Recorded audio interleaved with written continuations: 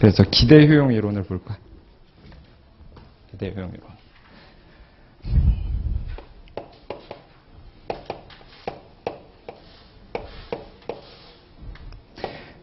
자, 기대라는 게 나왔어. 기대. 그래서 이것과 관련돼서 이제 기대값이라는 개념을 기대값이라는 개념을 정의를 해야 되는데, 자, 예를 들어서 우리가 뭘 생각할 수가 있냐면 기대 상금이라는 걸 생각해 봅시다. 기대 상금. 자, 무슨 얘기냐? 내가 이제 오진이한테 너한테 이제 동전을 던지겠다. 동전을 던져서 숫자가 나오면 내가 너한테 1,000원을 주겠다. 1,000원을 주겠다. 그렇지만 이제 이순신 장군이 나오면 아무것도 주지 않겠다라고 얘기하면 그 상금의 기대값이 얼마인지를 생각해 보면 얼마일까?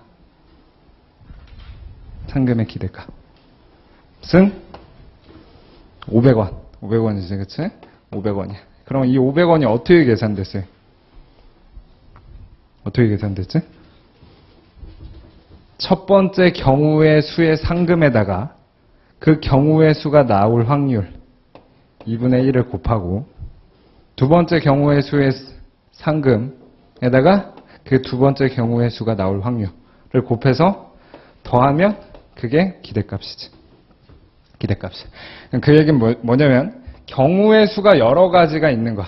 하나로 확실하게 나오는 게 아니고 경우의 수가 여러 가지 있는 상황에서 이 경우의 수가 나올 확률을 곱하고 이 경우의 수가 나올 확률을 곱해서 합하면 그게 기대값이야. 그래서 그걸 뭐라고도 표현하냐면 이 기대값이라는 건 확률로 가중평균했다는 거야. 가중평균 아까 사실 한번 들어봤는데 어디서 들어봤어? 가중평균한다는 게. 아까 파쉐 수량지수, 라스파이어스 수량지수에서 가격으로 가중평균한다는 게 가격이 좀 비싼 것에 가중치를 더 둔 것처럼 여기서 확률로 가중평균이 한다는 건 뭐냐면 지금은 비중치가 동일해. 동전의 앞면, 뒷면이 동일하니까. 그러면 이제 만약에 이렇게 얘기하지 않고 내가 주사위를 던졌어.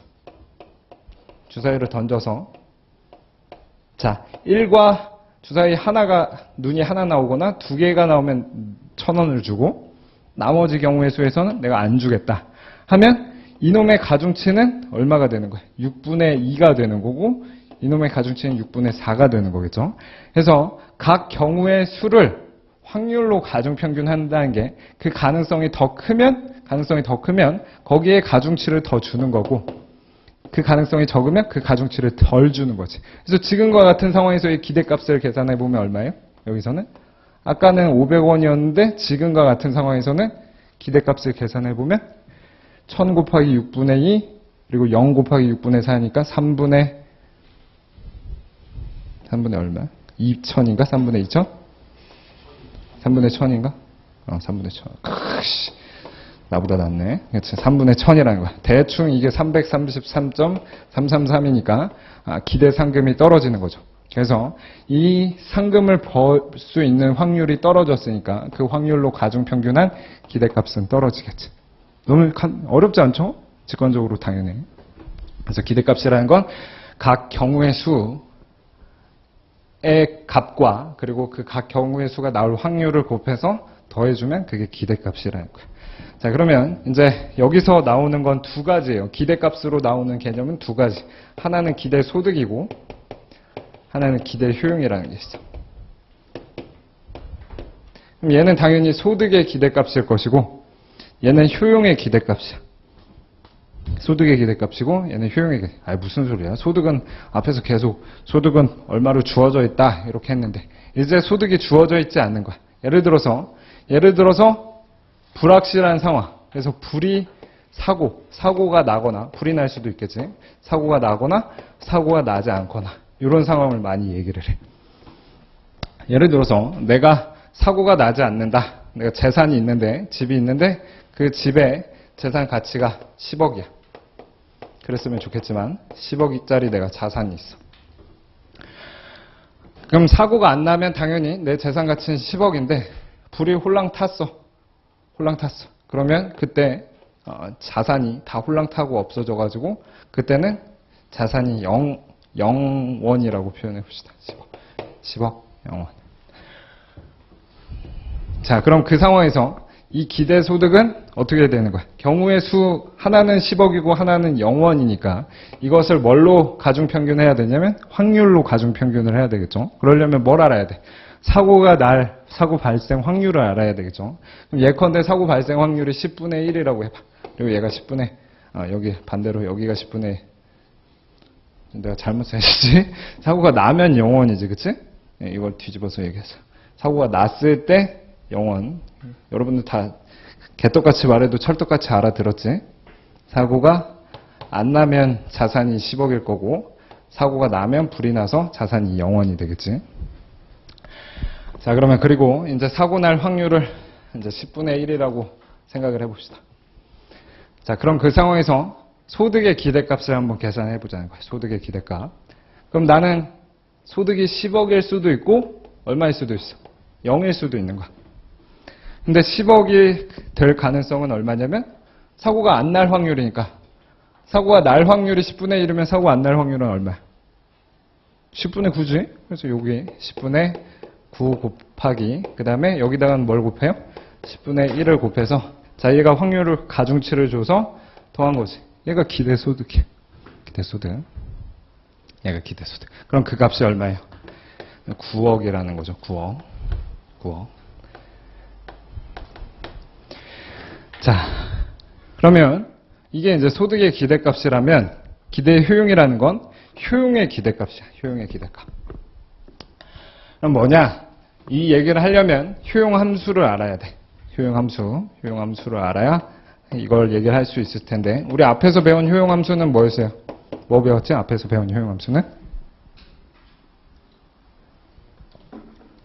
효용이 두 재와 소비량의 곱, 두 재와 소비량의 합, 뭐 이런 거 배웠었죠. 근데 더 이상 여기서는 그런 걸 고려하면 너무 어려우니까 그냥 효용은 소득의 함수라고 표현해. 효용 함수는 앞에서는 이런 원인이 두 개가 존재하는 함수를 배웠다면 여기선 이게 아니고 효용이 오로지 소득의 함수라고 표현하는 거예요. 소득의 함수. 머니의 함수라고 표현하는 거예요. 그러면 그 경우의 수는 크게 세 가지를 생각할 수가 있어. 하나는 m제곱, 그리고 m, 그리고 루트 m. 이런 걸 생각할 수가 있어.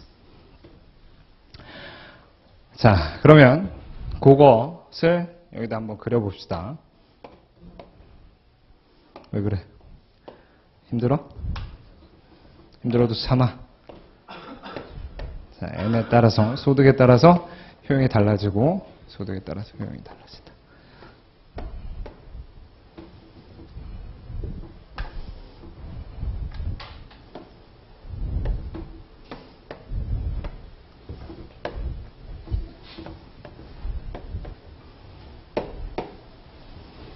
자, 그래프 그리면 어떻게 돼요? 얘는 뭔가 이렇게 그려질 거고, 얘는 뭔가 이렇게 그려질 거고, 얘는 뭔가 이렇게 그려지겠죠. 맞아요? 이 정도는 알죠? 자, 그 다음에 우리가 어저께 그저께 배운 버전을 한번 생각해 봅시다. 자, 한 점에서 접선의 기울기를 한번 그려보세요. 이렇게. 자, 얘가 뭐였어요? 미분한다. 접선의 기울기다. 그럼 뭐야? 한 개 효용이지. 미분은 무조건 한 개야. 한 개 효용. 그러면 얘는 한 개 효용이 어떻게 돼요? 기울기가 가팔라져요? 완만해져요? 기울기가 가팔라지지. 한 개 효용이 어떻게 되고 있어? 체증하고 있는 거야. 증하는 거고, 그 다음에 얘는 어떻게 돼? 한 개 효용이 일정하고 얘는 체감하더라. 체감하더라. 자, 그럼 근데 우리 그저께인가 수학으로 설명했어. 한 개 효용이 체증한다는 건 어떻게 표현했냐면 어떻게 표현했어? 효용함수를 원인 변수에 대해서 몇 번 미분한 게 0보다 크면 체증이고 0이면 일정이고 0보다 작으면 체감인데 몇 번? 한 번이야, 두 번이야? 두 번이지? 아주 똑똑해. 두 번 미분해. 이제 소득에 대해서 두 번 미분하면 효용을 소득에 대해서 두 번 미분한 게 이제 0보다 크면 한계 효용 체증인데, 자, 그러면 봅시다. 얘 한 번 미분하면 얼마예요? 얘 한 번 미분하면 2에 m, 이게 한 번 미분한 거지.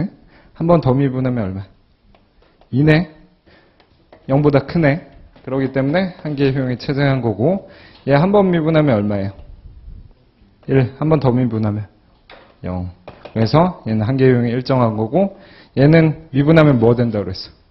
내가 암기하라고 했는데. 그렇지. 요거였지. 요거. 그리고 얘를 한 번 더 미분하면 사실은 어떻게 되냐면, 그건 미분해도 되는데, 한 번 더 미분했을 때 요 값이 증가할 때 요 값이 작아질 테니까 한 번 더 미분하면 0보다 작게 나온다. 혹은 얘를 조금 더 수치적으로 보면 2분의 1에 m의 마이너스 2분의 1승인데, 얘를 더 미분하면 마이너스 4분의 1에 m의 마이너스 2분의 3이기 때문에 여기 마이너스가 붙어서 0보다 작다. 이렇게 표현할 수도 있다는 거야. 어쨌든 우리가 알기로는 루트 값은 두 번 미분하면 0보다 작다. 이것과 같이 설명했죠. 이렇게. 그래서 얘네들이 이제 보는 어떤 놈들이냐면 위험 애호가고, 얘가 위험 중립자고, 얘가 위험 기피자라는데. 위험 기피자라는 거. 자, 그러면 이놈들이 뭔 놈들인지를 좀 설명을 해야 되는데,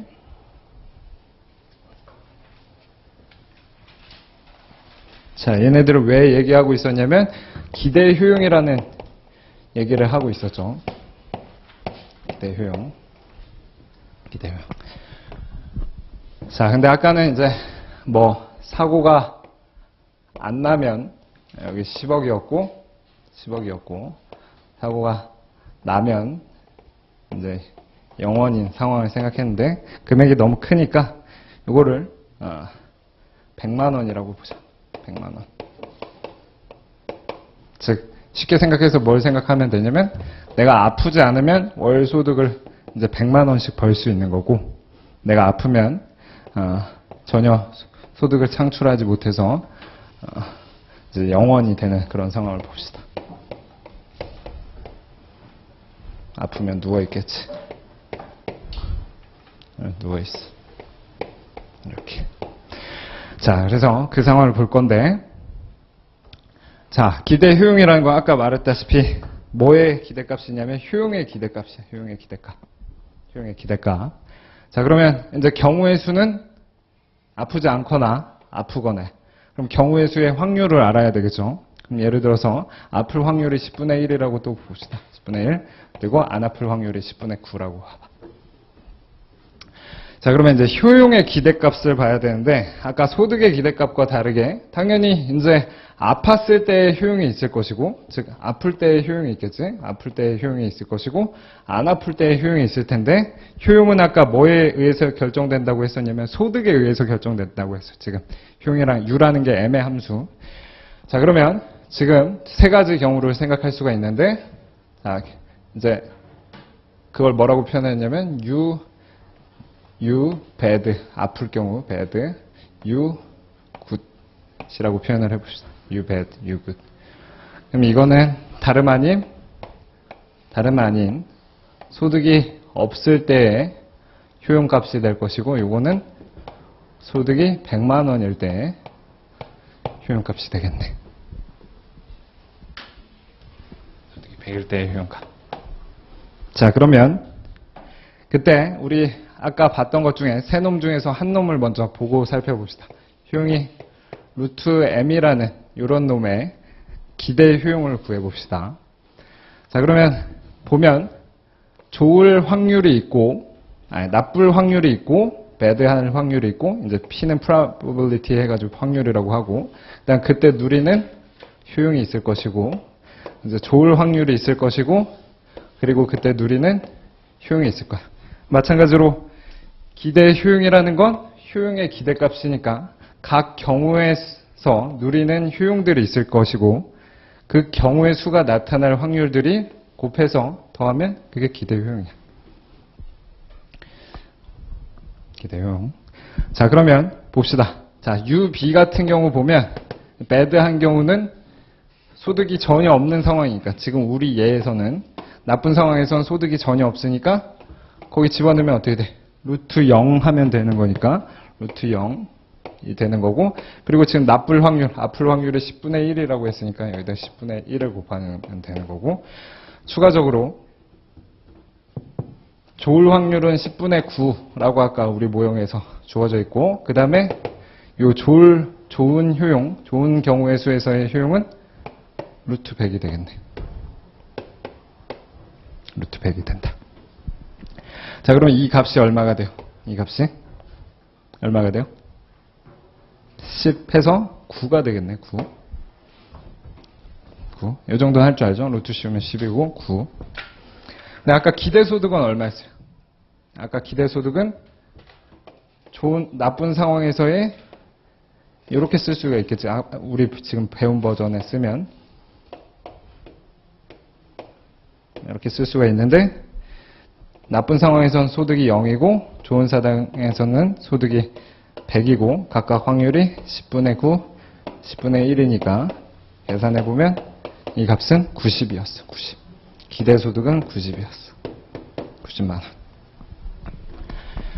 자, 그러면 우리가 이제부터 그걸 여기다 이제 그래프로 그리면서 뭘 얘기를 할 거냐면 기대, 여기 개념들이 쭉 있어요. 첫 번째는 기대 소득이 있고, 두 번째 우리가 배운 건 지금 기대 효용을 배웠어. 그 다음 체크해야 되는 건 기대 소득의 효용이 있어. 그 다음 배워야 되는 건 확실성 대등액이 있어. 확실성 등가, 확실성 대등액.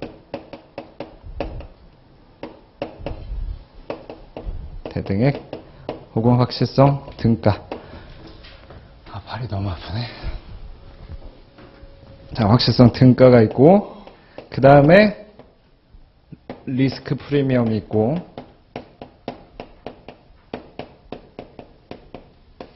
마지막으로 최대 지불 용의 금액이 있어. 그래서 여기서는 이거를 다 정확하게 구분을 할 수 있어야 돼. 자, 물론 들어보고 너무 어렵다, 아 진짜 죽을 것 같다 싶으면 이쪽 파트 버리는 거 하나의 방법. 매년은 아니고 2년에 한 번 혹은 1년에 한 번씩 나오는 문제인데, 다른 파트는 유기적으로 다 결합되어 있어. 앞에 소비자 이론 모르면 뒤에 생산자 이론 모르고, 그 논리가 모든 데에 적용되지만 이건 여기서만 배우는 논리야. 그래서 이건 유기적으로 연관 안 돼 있으니까 오늘 들어보고 너무 어렵다 하면 버리는 것도 하나 방법. 자, 이제 그래프로 표현할 건데, 그래프를 배우기 위해서 우리 중학교 때 수학을 좀 설명을 해야 돼. 중학교 때 고등학교 수학. 자, 수직선이 있어요. 이렇게 수직선이 있어요. 자, A라는 놈과 B라는 놈이 있어. 자, A라는 놈과 B라는 놈의 가중평균을 하는 거야. 예컨대 T 대 1-T로 가중평균을 한다. 무슨 얘기나? 예컨대 얘는 2라는 숫자야. 그리고 얘는 8이라는 숫자라고 봐. 그때 얘를 2를 3분의 1, 그리고 8을 3분의 2로 가중평균하는 값을 여기다 이제 표시를 해볼 거야. 수치가 별로 안 좋으니까 얘를 7로 해볼게. 7로.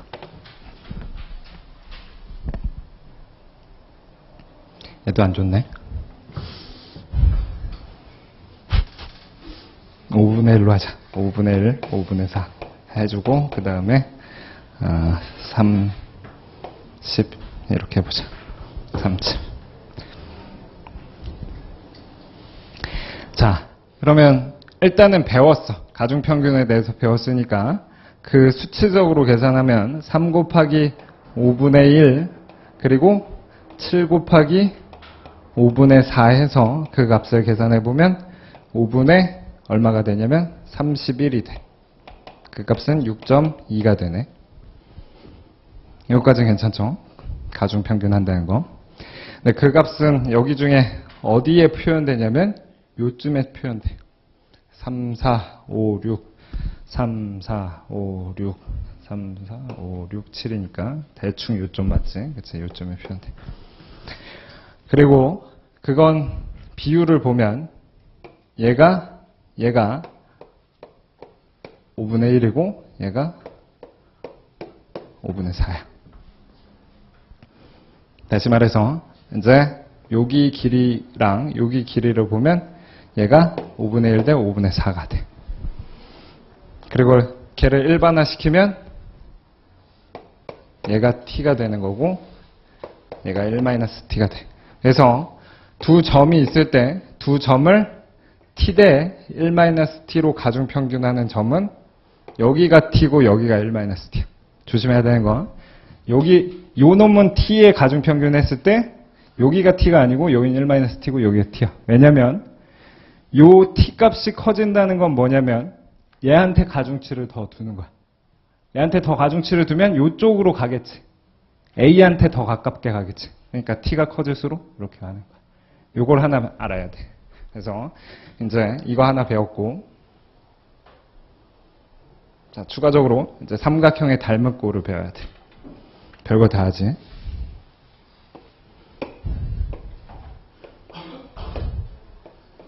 자, 이런 삼각형이 있어. 자, 그러면 우리 뭐랑 닮은 꼴이에요? 요 조그만 애기 삼각형이랑 요 큰 삼각형? 큰 삼각형이랑 닮은 꼴이지. 닮은 꼴. 그리고 그걸 닮은 비라는 걸 배웠어. 그래서 예를 들어서 걔 닮은 비를 알파 대 베타라고 해봐. 혹은 t 알파 대 베타라고 해보자. 알파 대 베타라고 표현해봐. 그러면 마찬가지로 얘도 알파 대 베타라고 배웠어. 자, 그 다음에 우리가 그걸 바탕으로 뭘 알 수가 있냐면 얘가 알파 대 베타면 요 값은 베타 마이너스 알파가 될 거야. 그리고 여기도 마찬가지로 베타 마이너스 알파가 될 거야. 그치? 그럼 그 얘기는 요거 때 요거는 요거 때 요거야. 알파 대 베타 마이너스 알파는 알파 대 베타 마이너스 알파. 그치? 그럼 다 했어. 이걸 바탕으로 요거 때 요거는 요거 때 요거가 돼. 요거 때 요거는 요거 대 요거. 다 배웠죠? 그래서 이걸 바탕으로 이제 여기다가 적용을 시켜보자. 여기다 적용을 시켜보면 여기 위에다 올려보면 뭐가 되는 거야? 이렇게 1-t 하면 어떻게 되는 거야? 어디가 t야? 여기가 t고 여기가 1-t겠지. 그치? 오케이. 여기까지 왔어. 지수 괜찮아? 여기까지? 오케이. 자, 여기까지 왔으면 다 했어. 자, 이제 여기를 볼 거야. 좀 여기 크게 그리려고 이건 나중에 그리고 요 놈을 지우고 여기다 크게 그릴 거야. 시험에서 맨날 나오는 건 위험 기피자니까 이렇게 크게 그릴 거야. 그래서 얘는 m이고 얘는 u인데 얘가 u는 루트 m이라는 애야. 그래서 위험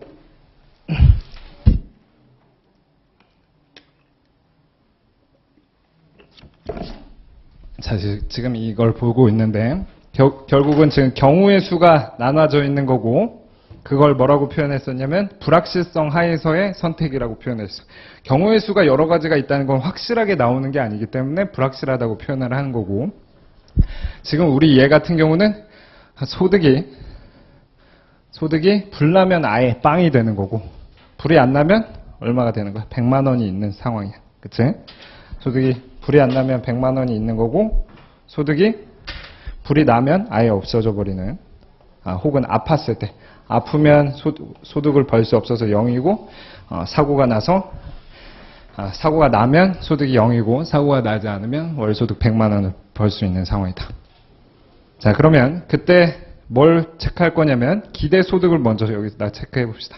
자, 기대소득이라는 건 뭐였냐면 소득, 경우의 수가 두 가지 경우의 수가 있고 그 소득의 확률로 가중평균한 기대값이라고 했었죠. 그럼 아까 배운 바에 따르면 이제 10분의 1로 얘를 곱하고 10분의 9를 얘를 곱해서 기대소득을 찾았지 아까. 그러면 여기가 몇이 되겠어요? 여기가 1대 9가 되겠지. 그치? 1대 9. 그래서 10분의 1의 확률로 사고가 나면 그땐 0원을 얻고 그리고 10분의 9의 확률로 사고가 안 날 때는 100을 얻으니까 10분의 1 곱하기 0 더하기 10분의 9 곱하기 100 해서 1대 9에서 여기 90이라는 걸 기대소득으로 찾았어. 그치? 아까 찾았어. 얘가 기대소득이야. 기대소득을 뭐라고 표현하냐면 앞으로는 기대소득을 이렇게 표현해. 소득, 머니의 기대값이라고 표현해서 이렇게 표현해. 1대 9. 자, 그 다음에 이제 기대 효용을 여기다 표현할 거예요. 기대 효용. 자, 그러면 기대 효용이라는 거 아까 봤듯이 효용의 기대값이야. 그럼 효용은 어느 축에 있어? 여기 축에 있잖아. 그러면 효용의 기대값이라는 건 요 높이에 뭔가 가중평균을 하는 거겠지. 이 높이에 가중평균. 자, 그러면 여기는 보나마나 사고가 났을 때 효용은 얼마예요? 여기 높이 효용이 0이지. 사고가 나면 소득이 전혀 없으니까 그때 루트 0은 0이니까 그때 효용은 0이야. 여기 아까 봤던 거 요거랑 관련된 거. 그 다음에 사고가 안 났을 때 효용은 루트 100이니까 그 값을 계산해 보면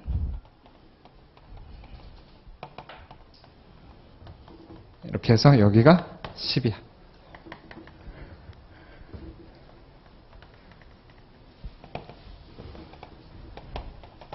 그쵸? 얘가 10이야. 자, 그러면 기대 효용을 표현하려면 어떻게 표현할 수 있을까? 어떻게 표현할 수 있을까? 얘를 왜 설명했겠어, 내가? 여기도 써먹으려고 설명했겠지? 뭐랑 연결해? 얘랑 연결해.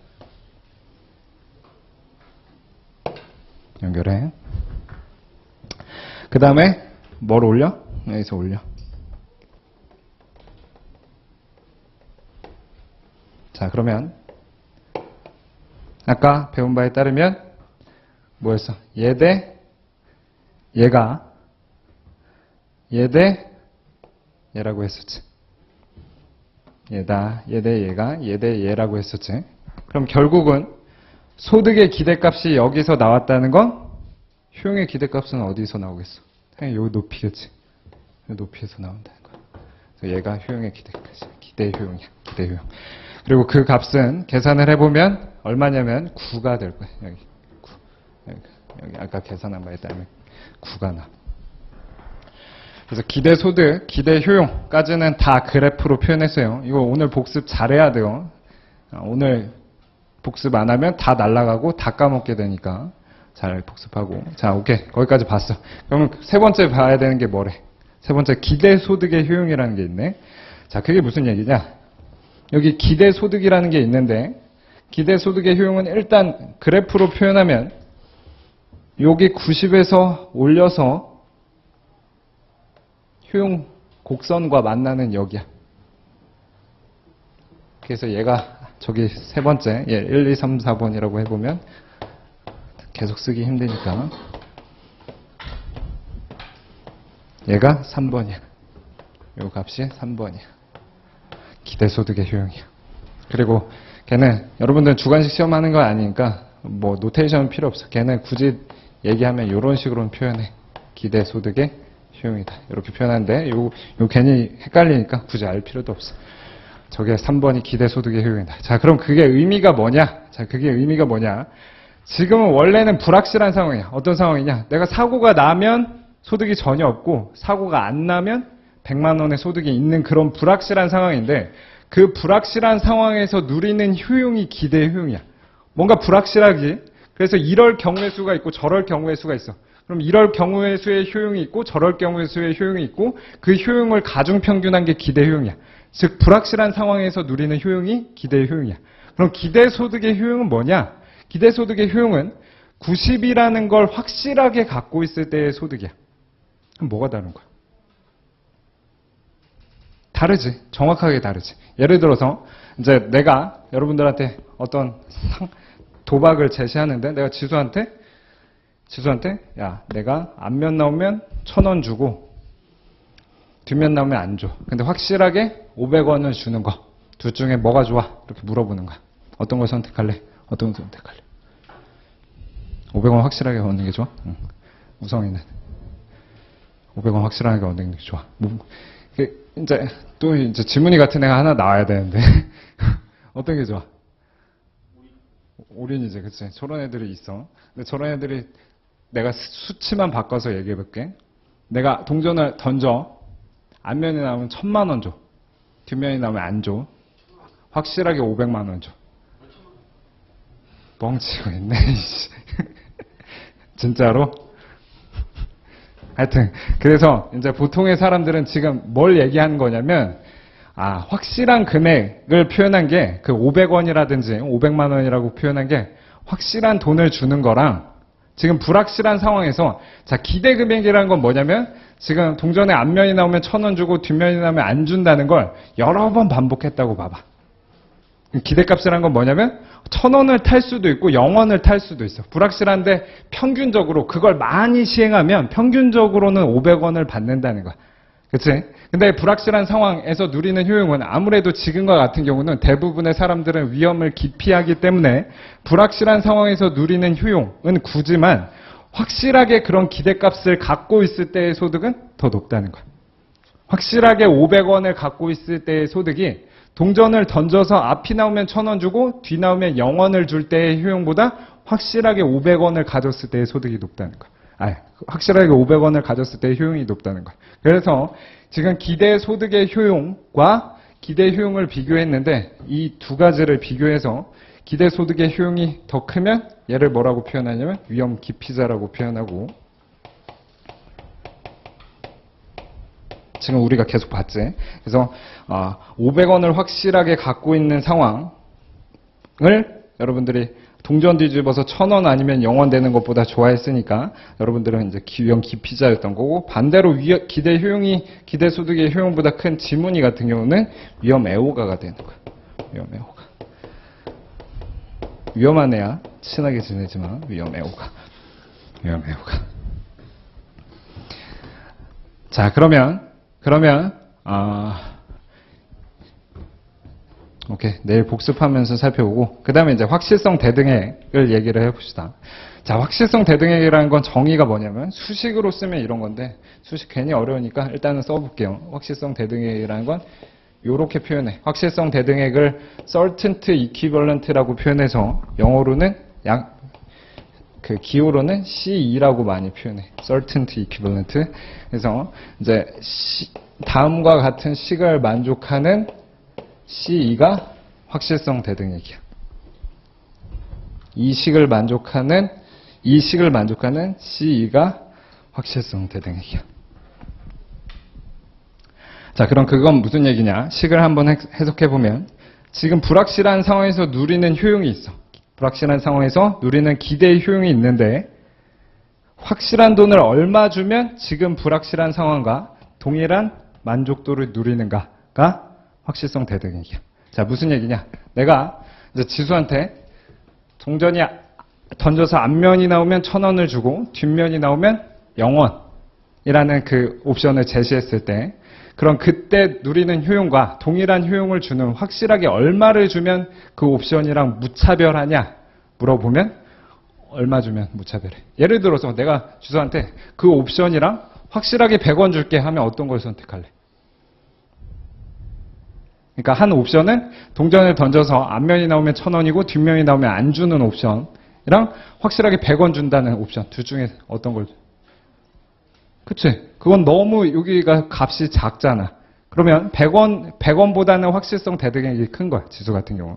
그러다가 이제 정확하게 그 불확실한 상황과 같은 만족을 주는 무차별한 금액이 있을 거 아니야. 예컨대 뭐 400원이다 라고 하면 400원 주면 400원 확실하게 주는 거나 아니면 동전을 던져서 앞면 나오면 1000원, 뒷면 나오면 안 주는 거. 그게 정확하게 같은 효용이라면 그 400원이라는 게 확실성 대등이에요.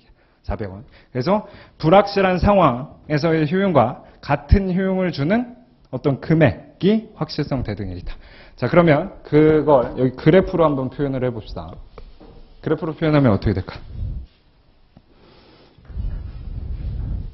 자, 기대 효용은 이만큼이네. 저 식에 따르면 기대 효용을 가져다주는 확실한 금액. 여기가 C. 자, 확실한 금액이 이만큼 있으면 이런 기대 효용이 있겠지. 그래서 확실성 대등액은 기대 효용에서 이렇게 찾아서 오는 거야.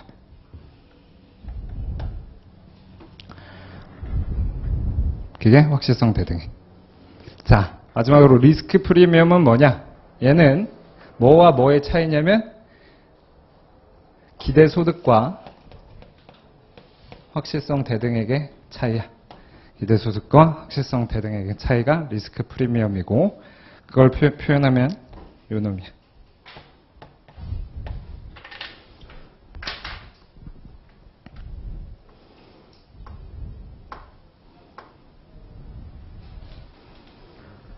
자, 그게 무슨 얘기냐? 얘 왜 리스크 프리미엄이라고 보냐면, 자, 아까 내가 지수한테 제시한 그런 도박은 쉽게 말해서 그걸 많이 하면 평균적으로는 500원을 받을 수 있는 거야. 그런 상품이야, 도박이라는 거. 근데 지수는 그런 가치를 500원만큼 부여를 안 하고 400원 정도의 가치만 부여를 하는 거야. 그렇기 때문에 불확실한 상황에서의 그런 상황으로부터 그 불확실성을 제거해주면 얼마까지 더 추가로 낼 용의가 있는가와 관련된 게 리스크 프리미엄. 원래는 그런 상품은 500원 가치인데 지수한테는 불확실하기 때문에 사실은 400원만 확실하게 갖고 있으면 그런 상품과 무차별하기 때문에 그래서 리스크 프리미엄이라는 건 일종의 위험을 줄여주는 그런 행위로부터 이제 더 낼 수 있는 돈이고 자, 그러면 최대 지불 용의 금액은 일종의 이런 식으로 이제 표현할 수가 있어요. 최대 지불 용의 금액은 이렇게 표현할 수가 있다. 여기까지. 그래서 이게 6번인데 이게 무슨 말인지 봅시다. 자, 이게 6번이에요. 이 길이가 6번. 그래서 이게 무슨 말인지 봅시다. 자, 지금은 일종의 도박과 보험은 동전의 앞뒤 동전? 도박과 보험은 어차피 일맥상통하는 건데 도박이라는 건 뭐냐면 확실한 상황에서 불확실한 상황으로 나아가는 거야. 반대로 보험은 불확실한 상황에서 확실한 상황으로 바뀌는 게 보험이야. 보험. 자, 무슨 얘기냐? 보험을 내가 들게 되면 예를 들어서 사고보험을 들게 되면 사고가 나든 안 나든 예를 들어서 얼마를 보장받기로 했다. 그럼 사고가 나도 소득이 똑같고 안 나도 소득이 똑같으니까 그게 이제 보험의 경우 불확실한 상황에서 확실한 상황으로 변화시키는 게 보험이고 반대로 도박 같은 경우는 내가 가만히 있으면 확실한 상황인데 도박에 참여하게 되면 경우의 수가 나눠지게 되고 그에 따라서 이제 불확실한 상황이 되는 거지. 그럼 지금 내가 계속 예를 들었던 건 도박으로 여러분을 이해를 돕기 위해서 도박 설명을 했다면 이제 보험을 여기다 적용을 해봅시다. 자, 보험을. 자, 그러면 이 보험을 얘기했을 때 공정한 보험료라는 개념이 있고 자, 5분만 더 하고 쉴게요. 5분만 더 하고 끝낼게요. 쉬는 게 아니지. 공정한 보험료라는 게 있고 이제 추가적으로 리스크 프리미엄이 있어. 그래서 아까 봤던 리스크 프리미엄. 저게 리스크 프리미엄이라는 거 약자로 RP라고 많이 써. 리스크 프리미엄. 그럼 공정보험료에다가 리스크 프리미엄을 더한 게 저기 봤던 최대 지불 용의 금액이야. 6번 최대 지불 용의 금액인데 자, 공정한 보험료가 뭐냐면 얘는 사고 확률 곱하기 사고 금액이야. 이게 공정한 보험료. 사고 확률 곱하기 사고 금액. 자, 지금은 사고 금액이 얼마예요? 사고가 나면 나한테 얼마큼의 손실이 있냐면 100만 원만큼의 손실이 있지. 그치? 사고가 나면 내 소득이 100만 원에서 0원으로 줄어버리자. 그게 사고 금액이에요. 사고 금액. 근데 사고 확률이 몇 프로야? 여기서 10분의 1이지. 10분의 1. 그러면 공정한 보험료는 10만 원이 공정하다는 거야. 이것도 직관적으로는 당연한 게 왜 이걸 공정한 보험료라고 하냐면 내가 사고 확률이 10분의 1이라는 걸 나 같은 사람이 여러 명 있다고 봐봐. 여러 명 있다고 보면 대충 100명 있으면 나 같은 사람이 100명 있으면 그 중에 몇 명이 사고가 나겠어? 10분의 1이니까 10명 정도 사고가 나겠지? 그럼 10명 정도 사고가 나면 거기서 보험회사가 줘야 될 돈이 10명 곱하기 100이야. 그러면 1000만 원을 지급해야 돼. 그럼 한 명당 얼마씩 받아야 공정하겠어? 10만 원씩, 100명이니까 10만 원씩 받아서 그걸 지급해야 되겠지. 그래서 직관적으로 봤을 때는 사고 확률 곱하기 사고 금액이 공정한 보험료라는 거야. 공정한 보험료. 자, 근데 이 공정한 보험료를 표현하면 여기서는 어떻게 표현돼요? 공정한 보험료는 여기서 표현하면 이 공정보험료는 여기서는 이렇게 표현되겠네. 얘가 공정한 보험료네.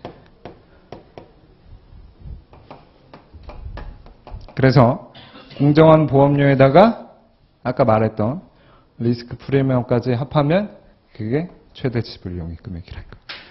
자, 중요한 거 했으니까 오늘은 다음 시간에 한 번 더 위험 기피자 쪽만 쭉 설명했으니까 내일 위험 애호가 설명하면서 한 30분 정도 다시 복습을 할 거예요. 문제도 풀어보고.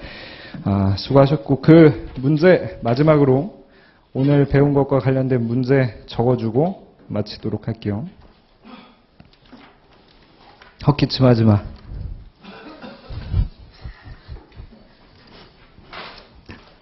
옆에, 그 뒤에, 관련돼서, 어저께 그 앞에는 48번까지 풀으라고 적어줬죠.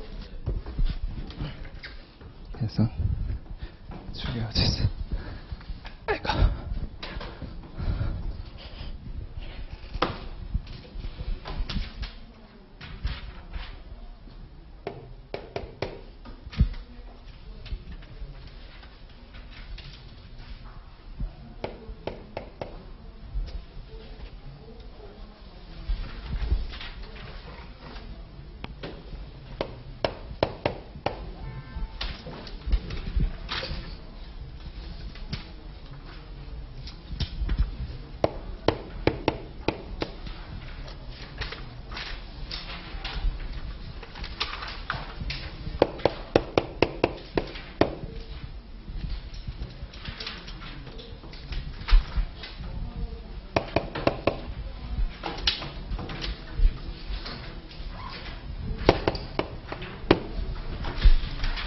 자, 밑줄 긋는 건 내일 하도록 할게요. 수고하셨습니다.